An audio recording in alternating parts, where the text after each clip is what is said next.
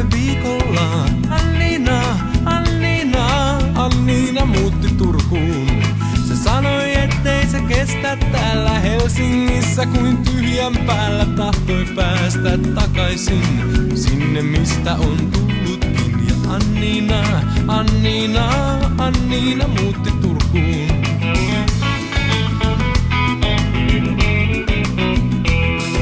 Kauan se kyllä jaksoikin, etsi töitä ja yritti niin. Turhaa vain ja vaikeaa alkoi suuri kaupunki ahdistaa. Se sanoi, ettei se jaksa näitä vähän liikaa tyhjiä päitä. Tahtoi päästä takaisin kotikulmille jonnekin. Ja Anniina muutti Turkuun.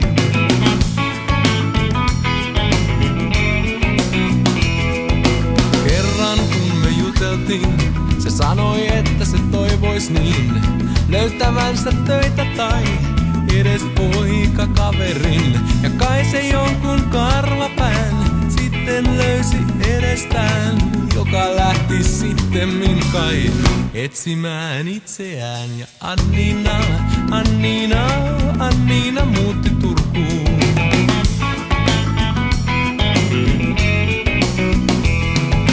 Joskus oikein naurattaa, kun ajattelee Anniinaa. Kaksi osa kahdestaan, kissansa kanssa vaan. Se koitti kyllä kaikenlaista, etsi jotain harrastusta, mut ei oikein tosissaan saanut niitä toimimaan. Ja Anniina muutti Turkuun.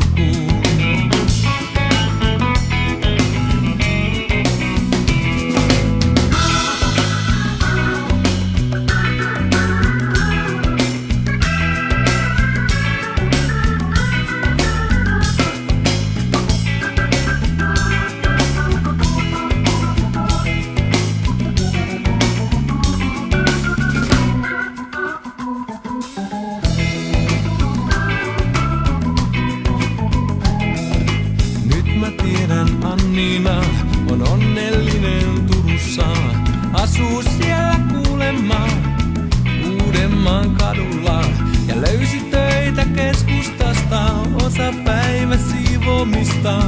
Vielä kun jostakin sais poikakaverin. Anniina muutti Turkuun.